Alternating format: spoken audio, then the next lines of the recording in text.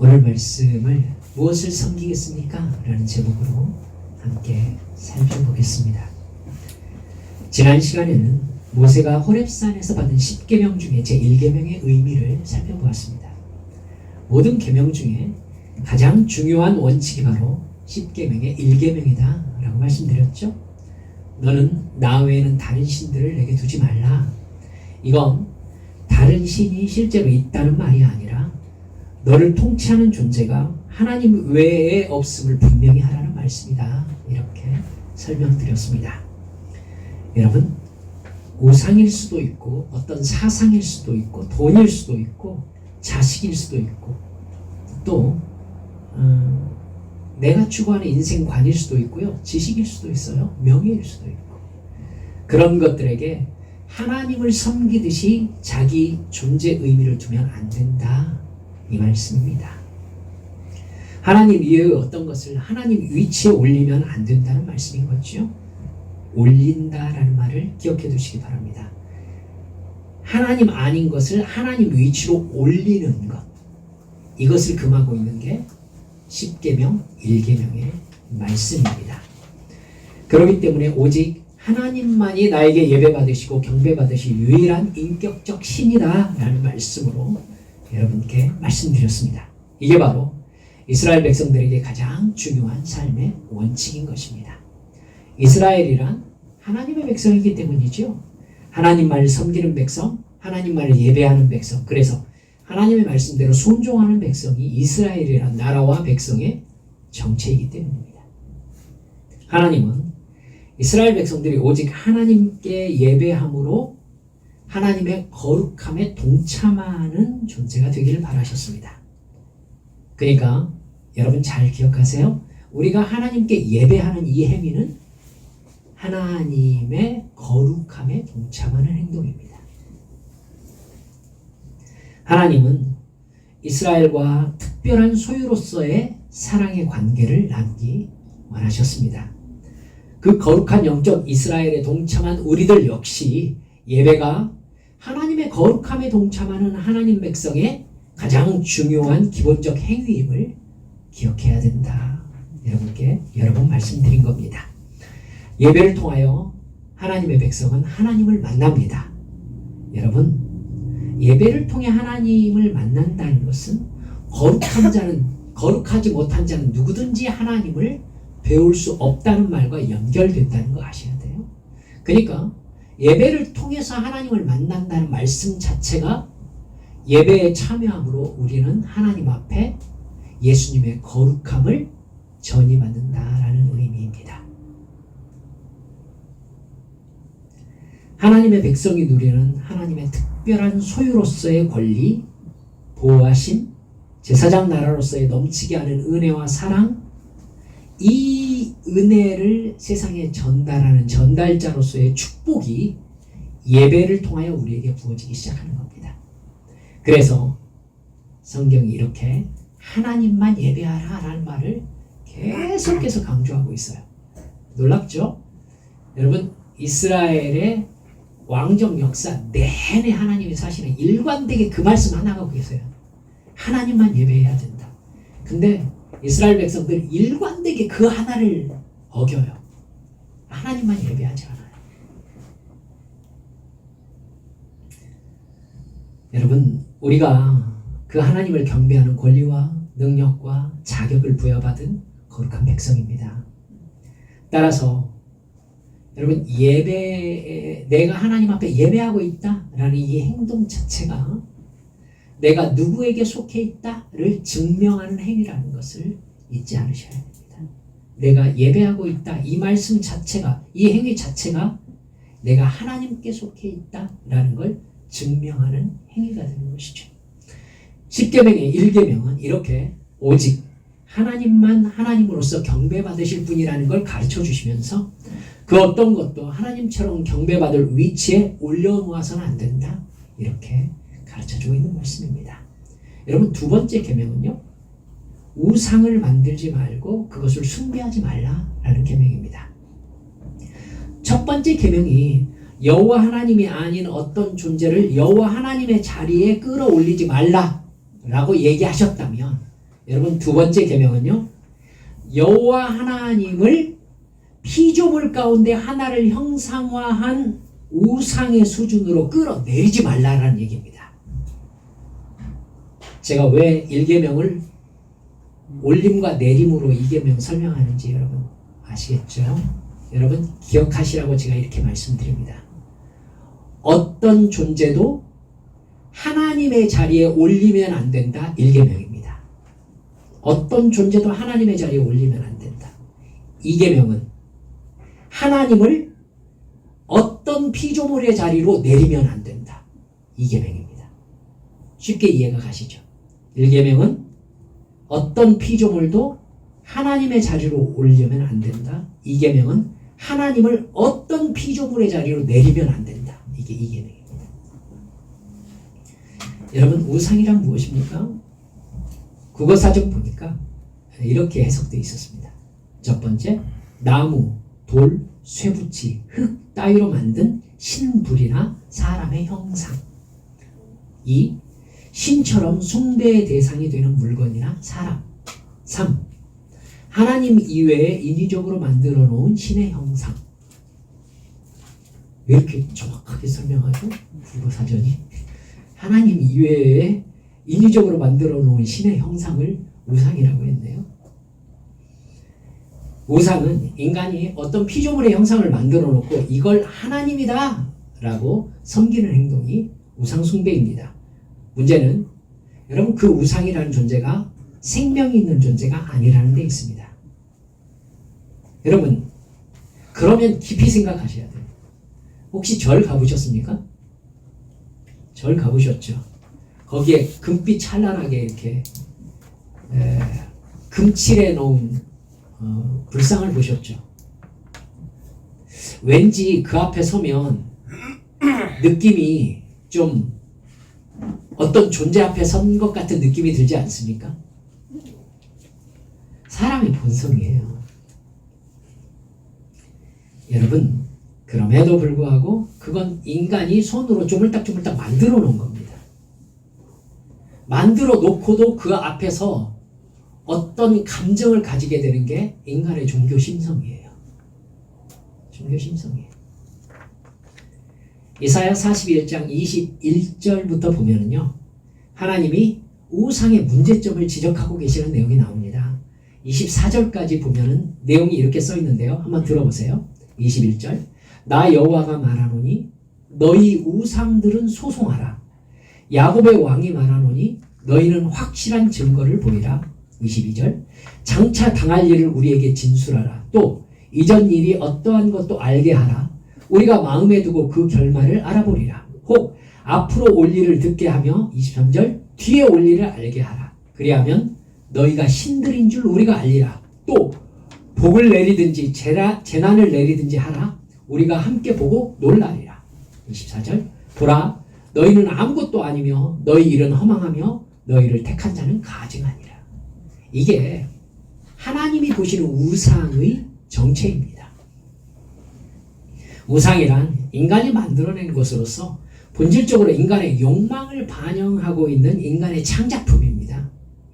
우상은 아무것도 아니고 인간이 인간을 위해서 만들어 놓은 겁니다. 그것을 하나님이라고 섬기는 행위는 만물의 영장인 인간에게 가장 큰 아이러니입니다. 여러분 내가 뭔가를 만들어 놓고 이게 하나님이다. 이게 지금 사람이 말이 됩니까? 제가 이 컵을 만들어 놓고 이 컵이 나를 만들고 나를 잘 되게 해주고 죽어서 나를 좋은 곳에 가게 할 것이다? 여러분 미친 거죠. 이것이 우상 숭배하는 사람들을 보는 하나님의 마음입니다. 그럼 인간은 왜 우상을 만드는 것일까요? 여러분 이걸 아셔야죠. 이 질문에 대한 대답이 인간에게 우상의 의미가 무엇인지를 아마 알게 해줄 것 같습니다. 창세기 3장에는요. 선악과를 따먹고 범죄한 아담과 하와가 하나님을 만나는 장면이 나옵니다. 하나님이 아담에게 선악을 알게 하는 나무의 실과를 먹었느냐 이렇게 물어보자 아담이 이렇게 대답해요. 하나님이 주셔서 나와 함께 있게 하신 여자 그가 그 나무 열매를 내게 주므로 내가 먹었나이다. 여러분 죄의 속성입니다. 자기의 이익을 철저하게 대변하기 시작하죠. 다른 사람에게 상황에 핑계를 댑니다. 지금 아담은 자기의 이익을 위해서 자기의 책임을 하와에게 전가하고 있습니다. 그것뿐입니까? 그 하와를 누가 자기와 함께 있게 하셨다는 거예요? 하나님 당신이 만드셨지 않습니까? 이거예요. 지금 하나님 당신이 하와를 만드셔가지고 여자를 나에게 주셨는데 그 여자가 그 열매를 따서 나한테 주었습니다. 그래서 내가 먹었습니다. 지는 뭐 잘못한 거죠? 자기는 잘못한 게 지금 하나도 없는 겁니다. 잘못을 따지면 여자가 잘못한 거고 더 본질적으로 따지면 누가 잘못한 거예요? 하나님이 잘못한 거잖아요. 지금 그렇죠? 하나님이 잘못한 거예요. 사랑하는 여러분들, 이게 죄의 속성입니다. 죄가 마음에 들어오면 어떻게 되느냐면요, 자기 이익을 위해서 다른 사람을 정죄하고 심지어 하나님까지도 정죄합니다. 여러분, 마귀가 아담과 하와에게 선악과를 따먹으면 어떻게 된다고 했어요? 우리가 하나님과 같이 되리라 이렇게 말했죠. 하나님과 같이 되리라. 지금 벌써 아담은 하나님과 같이 됐어요. 하나님과 자기를 동급으로 생각하고 있죠. 하나님 앞에서 하나님을 정죄하고 있어요. 하나님 당신의 탓입니다. 지금 아담은 자기를 하나님 앞에 엄청 높이고 있죠. 하나님을 정죄할 만큼 자기를 높이고 있어요. 아담이 하나님과 동등하게 되려고 뱀의 말을 받아들여서 선악과를 먹은 후로 인간은 스스로 자기의 주인이 되었습니다. 무엇보다 자기 이익이 우선입니다. 자기가 높아져야 합니다. 이제 인간은요, 하나님을 위하여 존재하는 존재다라는 자기 정체성을 버렸습니다. 이제 인간은 자기 욕망을 이루기 위해서 존재합니다. 그걸 우리들은 교회에서 여러분 배웠잖아요. 비전을 가져라. 꿈을 가져라. 사랑하는 여러분들, 비전과 꿈이 뭡니까? 정확하게 얘기합시다. 그거 욕심이잖아요. 그렇죠? 비전을 가져라. 꿈을 가져라. 그 말은 그냥 대놓고 얘기하면 욕심을 가져라 라는 얘기죠. 네, 자기 존재를 높여라 이 말이죠. 이래서 저는 교회에서 비전을 가져라 라는 말의 설교가 이루어지는 것에 대해서 굉장히 위험하다고 생각하고 있습니다. 꿈을 가져라. 주님께서 꿈을 가져라 라고 말한 적이 있습니까? 성경에? 비전을 가져라 이렇게 말한 적이 있나요? 근데 있다고 우리는 배웠어요. 저 어렸을 때. 사랑하는 여러분, 제가 찾아보니까 없어요. 하나님은 꿈을 가져라, 비전을 가져라 라고 한 번도 우리에게 말씀하지 않으셨습니다. 순종하여라 이렇게 말씀하셨어요. 순종하여라. 여러분, 사람은 자기 존재를 높이기 위해서 더 좋은 것을 남보다 더 많이 소유하고 싶어 합니다. 다른 사람 위에 올라서서 권력을 잡음으로 자기 영향력을 확대해서 자기를 섬기게 하고 싶습니다. 그래서 돈을 더 많이 가지고 싶습니다. 그러니까 인간은 아직도 사탄의 유혹에 넘어가고 있는 중입니다. 사탄은 아직까지도 우리에게 너도 높아질 수 있어. 너도 하나님이 될 수 있어. 저것만 가지면 너도 다른 사람이 너를 섬기게 만들 수 있어. 이렇게 하면서 섬김받는 존재가 되라고 우리를 부추기고 있습니다. 이런 유혹에 인간은 언제나 넘어갑니다. 즉 인간은 자기가 하나님을 섬기는 존재로서 만들어졌다라고 생각하지 않고 누군가 자기를 섬기게 함으로써 자기가 하나님처럼 되고 싶어하는 욕망이 본질에 신하게 깔려있는 죄인인 것이죠. 여러분, 그 욕망은요 다양한 시도로 나타납니다. 돈을 많이 벌어서 자기 영향력을 확대하는 것이 대표적입니다. 처음부터 돈과 힘으로 굴러가기 시작한 것이 타락한 세상의 원리였기 때문입니다. 삼성 회장은 삼성의 직원들에게 절대적인 영향력을 가지고 있겠죠. 여러분, 돈을 주기 때문입니다. 삼성 직원들이 여호와 하나님을 섬기지 않는다면 아마도 기독교인 아닌 삼성 직원들에게 하나님은 삼성 회장일 것입니다. 권력욕도 마찬가지죠. 왜 그렇게 서울시장이 되려고 하고 대통령이 되려고 하고 국회의원이 되려고 하고 뭔가를 하려고 하죠? 자기를 다른 사람 위에 높이고 싶기 때문이죠. 자기의 가치관을 다른 사람들에게 받아들이게 하고 싶은 마음 때문입니다. 나를 따르게 하고 싶은 거예요. 내가 누구를 따르고 싶은 게 아니라 모든 사람들을 자기 영향력 아래 복종시키고 싶은 마음 때문이지요. 이렇게 모두 다 자기를 하나님의 위치로 높이고자 하는 마음이 근본에 자리 잡고 있습니다. 여러분, 종교는 다릅니까? 불교를 험담하려는 게 아닙니다. 불교를 예로 들어서 한번 말씀드려보죠.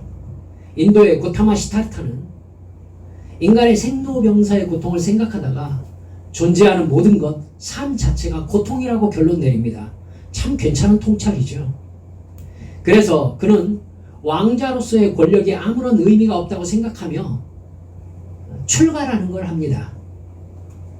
그리고 삶의 고뇌를 벗어나는 방법에 대해서 설법하는 삶을 살았습니다. 여러분, 그러면 그 사람은 욕심이 없는 사람인 겁니까? 그건 욕망이 아닙니까? 여러분, 솔직히 말하면요, 그것 또한 자기를 특별한 존재로 만들려는 근본적인 욕망에서 나타나는 행동 아니겠습니까? 그가 극락을 가본 사람이 아니고 그가 무간지옥에 들어간 사람이 아닌데 그것이 있다고 어떻게 말할 수 있지요? 즉, 자기도 어떤 가정에 의해서 하는 말인 겁니다. 그러면 가정에 의해서 하는 말이라면 사실이라고 말하기 어려운데 그걸 믿게 만들려고 하는 것, 자기를 높이는 행동이죠. 그는 자기 나름대로의 삶의 의미를 사람들에게 가르쳤습니다. 자기가 생각한 세계관, 가치관을 따르게 한 것이죠. 결국 뭐 한 겁니까? 스스로 하나님이 된 겁니다. 어쩌면 그것 또한 차원 높은 탐욕이며 교만이라고 할 수 있겠죠. 그가 누구기에 어떤 인생을 가치 없다고 정죄하고 어떤 인생이 가치 있다고 인정할 수 있단 말입니까? 그는 정치적 권력보다 오히려 훨씬 폭넓은 종교적인 권력을 성취한 인물입니다. 모든 종교인들 역시 고상하고 숭고하다고 하지만 자신을 보통 사람이 아니라 특별한 인간으로 만들고자 하는 욕망이 근본에 자리 잡고 있었던 사람들인 겁니다. 그래서 자연스러운 것을 거슬러 여러분, 우리도 생각할 만하기에 한 번 더 강조해 드립니다. 자연스럽게 여러분, 열심히 일하는 사람이 돈 버는 게 맞습니다. 그리고 건강관리를 평소에 잘 하는 사람이 건강한 게 맞습니다. 그런데 건강관리 엉망진창을 하면서도 교회 나와가지고 건강하게 해주시옵소서라고 하면 건강해질 거라고 믿는 게 바른 믿음입니까? 그게 바른 믿음이에요? 근데 종교를 통해서 일확천금을 하려는 그런 생각인 거예요, 그거. 그렇죠. 여러분, 건강해가지고 근육이 막 엄청 많은 사람은 기독교 논리에 의하면은 하나님의 은혜를 받은 겁니까? 아니에요. 열심히 운동한 거예요. 그렇죠?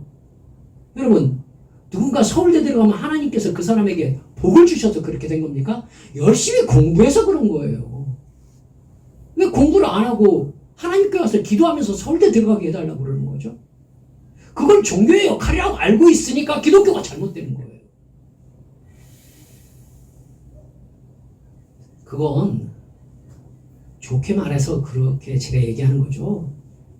세상 얘기로 할 것 같은 도둑놈 심보입니다. 나쁜 사람인 거예요. 나쁜 사람. 공짜로 기도해가지고 먹고 살려고 하는 거. 주님이 분명히 말씀하셨죠. 세상이 끝나는 날까지 심고 거둠이 멈추지 아니하리라. 그리고 주님께서 뭐라 하셨어요? 심은 대로 거두리라. 제발 이걸 거슬러서 기적적으로 살려고 하지 좀 마세요. 왜 기도해서 기적으로 먹고 살려고 해요? 제가 여러분께 신경질 낼 게 아니죠. 네. 우리 한빛성도 여러분들은 분명하게 깨달으십시다. 기적으로 먹고 살지 마세요. 열심히 일해서 먹고 사세요.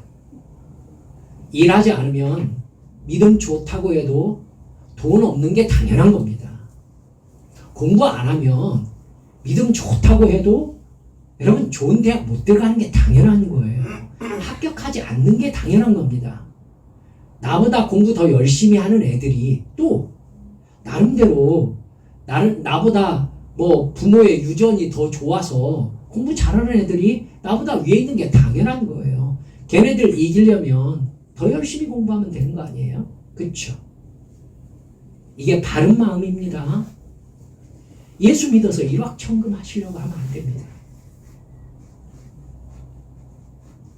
여러분, 욕망에 붙잡혀 있으니까 자연스러운 것을 거슬러서 기적의 주인공을 꿈꾸는 겁니다. 그걸 추구하는 목사는요, 얼마나 영빨이 좋겠습니까? 공부도 안 했는데 합격시켜주는 목사니까. 여러분,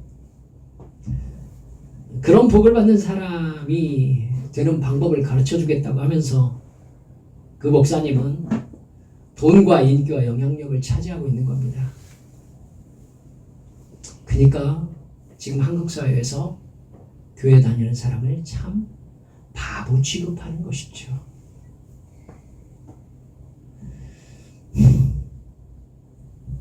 사탄이 너도 하나님처럼 될 수 있다고 했던 말을 받아들인 뒤로 갖게 된 인간의 죄성에서 우리는 아직도 벗어나지 못하고 있는 것입니다.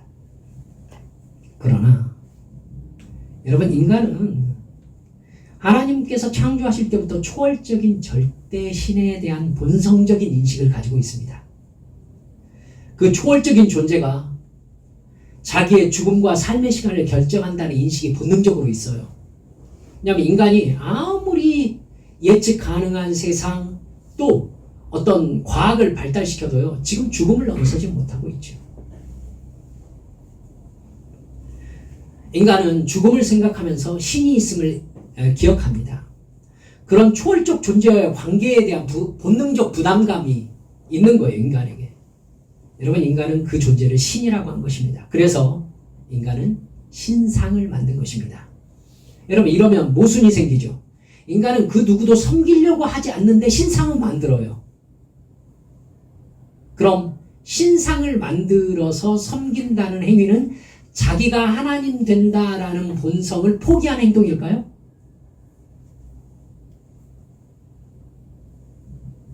들어보세요. 어차피 영적인 신이든지 그 존재를 상징할 만한 형상은 있어야 됩니다. 이게 인간의 생각인 거예요. 그 형체를 신과 동일시해서 종교적 의식을 만들기 위해서입니다. 그리고 자신의 종교적 본능에서 나타나는 상상력을 총동원해서 그 신의 의미 부여를 하기 시작합니다. 인간으로서 극복하지 못할 것이라고 생각되는 생로병사, 이건 신의 영역이다 라고 생각하니까 신이 나에게 요구하는 것 같은 요구를 내가 들어주고 신이 나에게 줄 수 있을 만한 생로병사에 관한 복을 받고 싶어 하는 겁니다. 여러분, 그 복을 위해서 종교적 의식을 만들고 특별한 제사장을 만들어서 체계를 갖추어서 인간의 소원을 신에게 빌고 신의 욕구를 인간이 들어주는 거래 관계를 만든 것입니다. 여러분, 이게 종교의 본질이라면 어떻습니까? 인간은 여전히 신의 힘을 자기를 위해 사용하게 하려고 신을 지배하려고 하고 있죠. 그렇죠? 자기는 신이 아닌데 복종과 섬김이 싫은 인간이 신을 창조한 겁니다. 그래서 자기 이익을 위해 존재하게 하는 그 시스템을 만든 것이죠. 인간이 신상을 만들고 종교 시스템을 만든 이유는 노력으로 안 되는 신의 힘을 자기에게 주게 하기 위해서입니다. 여러분, 그것이 신을 섬기는 행동입니까? 잘 생각해 보세요. 그게 신을 섬기는 행동입니까? 아니죠. 사실은 인간이 신을 지배해서 자기가 필요한 걸 신에게 받는 시스템을 만든 것이죠. 여러분, 모든 종교에는 신을 조정하는 방법이 들어있습니다. 어떤 신이든지 인간이 이해할 수 없는 신은 없습니다, 여러분. 불상과 연관된 불교에서 신을 알 수 없는 존재로 표현한 게 있습니까? 아니에요.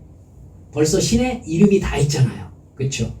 야차, 뭐 신들이 다 이름이 있어요. 제가 무슨 얘기 하려는지 아시겠어요? 하나님의 이름이 있습니까? 하나님은 이름이 없어요.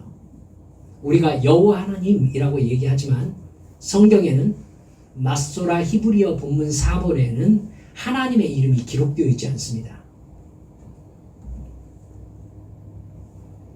거기는 아도나이라고 읽어요. 아도나이가 나의 주라는 뜻입니다. 그래서 그냥 히브리어 대문자만 있어요. 그래가지고 이 모음이 전해지고 있지 않기 때문에 이걸 어떻게 읽는지 발음이 없어요. 이걸 아도나이의 발음에 해당하는 모음을 붙여가지고 여호와라고 부르고 있는 것 뿐입니다. 하나님은 인간이 규정한 이름이 없어요. 우상이 되실 수 없는 분인 겁니다. 사랑하는 여러분들, 이름은 그 사람의 정체성을 형성합니다. 피조물인 우리는 하나님의 이름을 불러서 그의 정체성을 인식할 수 없습니다. 아멘. 아멘. 하나님은 인간에게 인식되지 않습니다. 하나님의 이름으로 그를 규정할 수 없습니다. 염라대왕 하면은 뭐 하는 존재인지 딱 알죠, 우리는. 하나님 하면 우리는 하나님이 뭐 하는 분인지 우리는 전혀 알 수 없습니다. 지었으니까 우리를. 그리고 우리는 지음 받았으니까.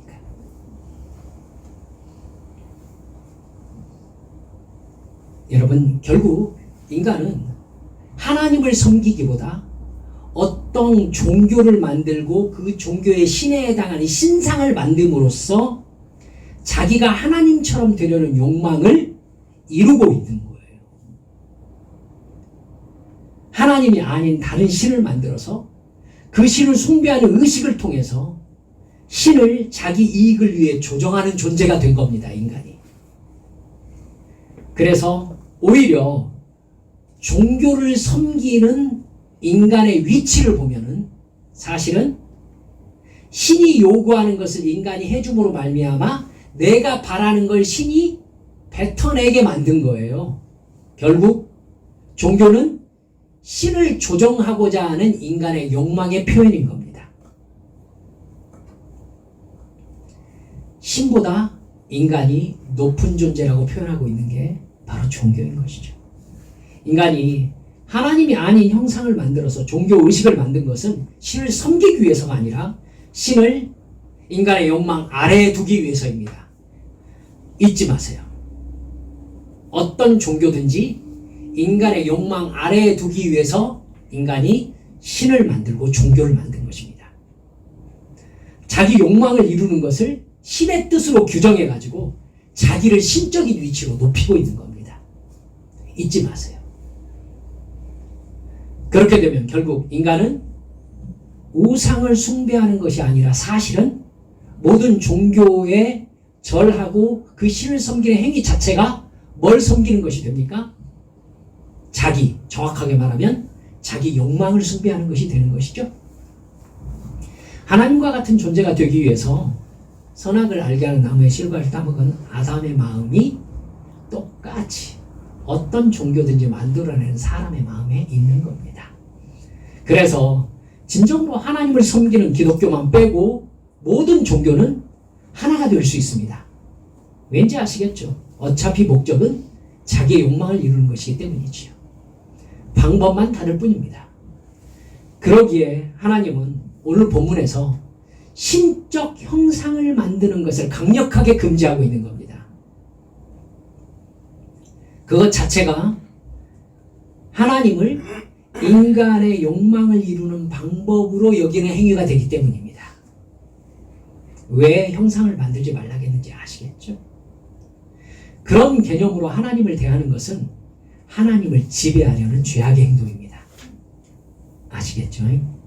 네, 교회 앞에 십자가 이렇게 세워놓고 또 어떤 형상을 상상할 만한 뭔가 장치를 해놓는 것을 하나님이 그렇게 강력하게 금하고 있는 까닭이 무엇이냐면 그걸 통해서 하나님의 존재 규정을 하려 드는 것이 인간의 본성이기 때문입니다.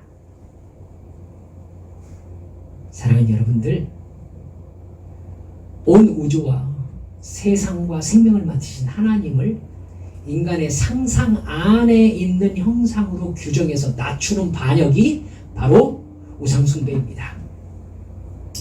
그런 행위의 목적은 오히려 하나님을 자기 이익을 위한 존재로 끌어내리는 반역인 거죠. 자기 이익을 신적인 위치로 높이는 행동인 겁니다. 그래서 하나님께서 우상숭배를 그렇게 싫어하시는 겁니다. 두 번째 계명이 말씀하는 바를 크게 요약하면 하나님이 인간을 위해 존재하는 것이 아니라 인간이 하나님을 위해 존재하는 것이다 라고 말씀드릴 수 있을 것입니다. 이걸 거절한 행위가 바로 첫 번째 아담의 죄악이었고 그 결과 우상숭배가 생겨났습니다. 이스라엘 백성들에게 하나님은 너희가 나의 특별한 소유가 되었기 때문에 너희 예배와 사랑의 대상은 나 여호와뿐이다 이렇게 말씀하십니다. 그러나 이스라엘 백성들은 가나안 땅에 들어가서 하나님의 말씀을 완전히 잊어버립니다. 그들은 인간의 욕망에 최적화된 가나안 종교에 매료됩니다. 가나안의 풍요와 다산의 신 바알과 아스타롯, 이 신은요 인간의 욕망을 죄라고 하지 않습니다. 깊이 생각하세요. 어떤 소원을 가졌든지 교회에 나와서 하나님께 나와가지고 이루어달라고 얘기하는 것이 올바르지 않을 수 있다라는 것, 그 가능성이 지금 열리고 있기 때문입니다. 잘 생각하세요. 바알과 아스타롯은 인간의 욕망을 죄라고 하지 않습니다. 인간이 신을 위해 존재하는 게 아니라 신과 인간이 타협하면서 오히려 신이 인간을 위해 존재한다는 개념이 가나안 종교인 겁니다. 이스라엘 백성들은 그 종교에 흠뻑 빠져듭니다. 왜요? 마음에 들어요. 마음에 들어요. 내 죄의 본성과 딱 맞아요. 여러분, 하나님의 말씀에 온전히 복종하는 것보다, 하나님을 사랑하는 것보다 바알과의 거래 관계가 훨씬 편해요. 바알 종교에는 죄라는 게 없어요. 무슨 짓을 하든지 바알에게 드리는 제사만 제대로 드리면 됩니다. 그러면 바알의 신전 앞에서 난잡한 성적 만족을 추구해도 돼요.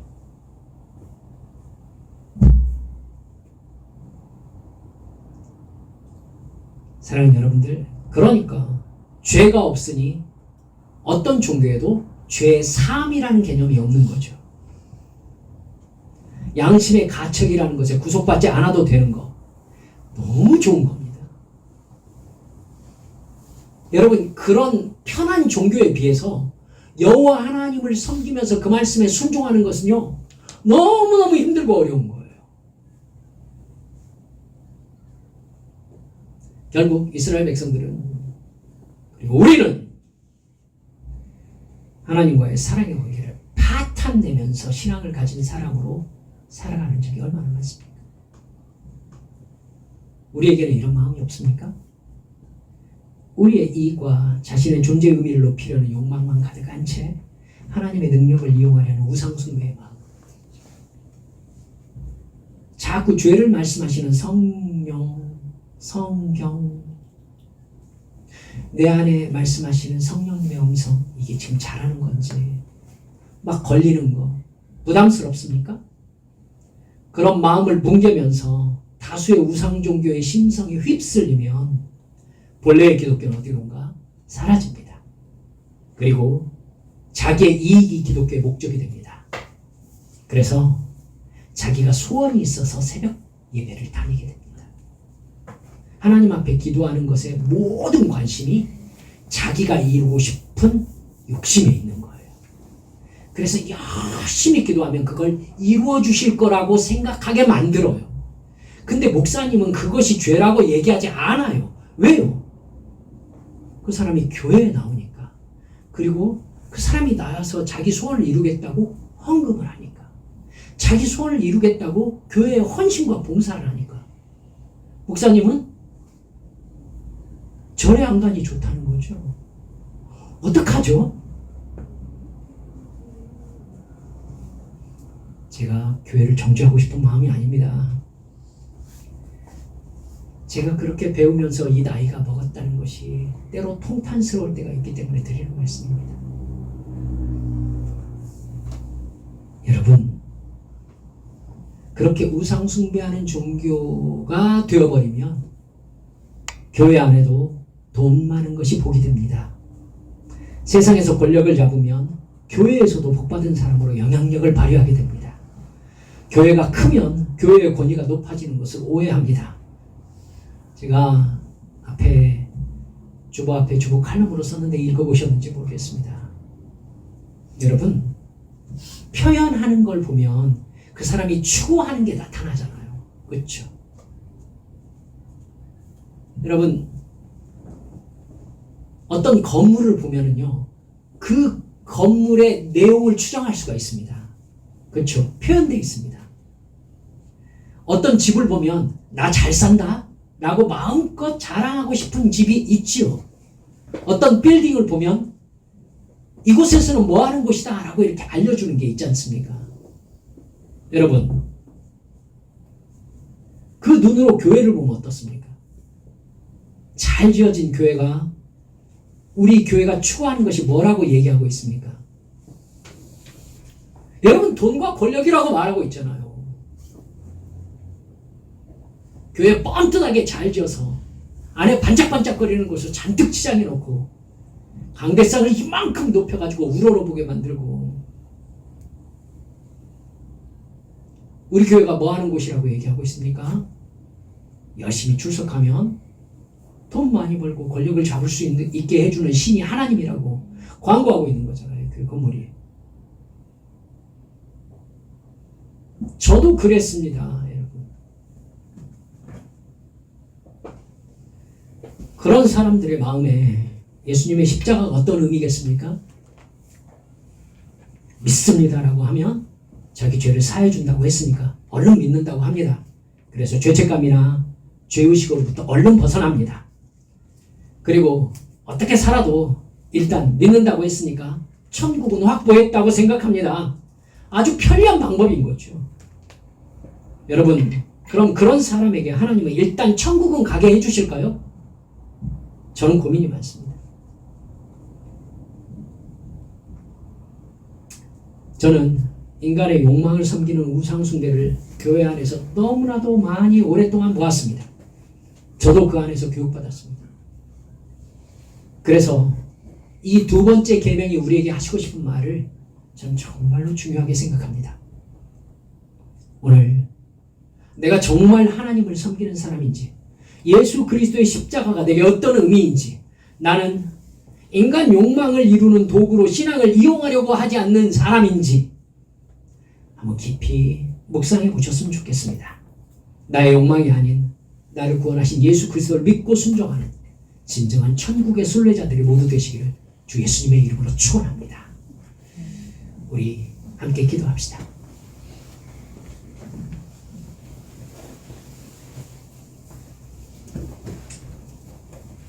사랑하는 여러분들, 때때로 저도 그 죄를 지어본 적이 있습니다. 하나님 나에게 왜 이러시는 거예요? 어려운 일이 생기면. 여러분, 참 우리가 그래요. 어려운 일이 생기면 하나님이 나에게 너무한다라고 생각하고요, 하나님이 잘못한 것처럼 하나님께 기도하더라고요. 얼마나 큰 교만입니까? 사랑하는 여러분들, 내가 섬기고 싶은 게 하나님입니까? 내가 받고 싶은 것이 구원입니까? 돈입니까? 구원은 해결하셨습니까? 정말 그렇게 생각하고 있다면 구원 못 받은 사람일 가능성이 정말 있습니다. 우리 이 시간 하나님 앞에 기도하면서 주여 정말 하나님을 섬긴다는 게 뭔지 깨닫게 해주세요. 정말 예수 믿어서 불과 성령으로 거듭났다. 이것이 무엇을 얘기하는 것인지, 어떻게 산다는 것인지 가르쳐 주세요. 저 얼마 남지 않은 인생 정말 주님께 붙잡혀 그렇게 온전히 주님 섬기다가 천국 부름받게 해주세요. 이 시간 주님 앞에 함께 통성으로 기도하시겠습니다. 기도합니다. 하나님 아버지,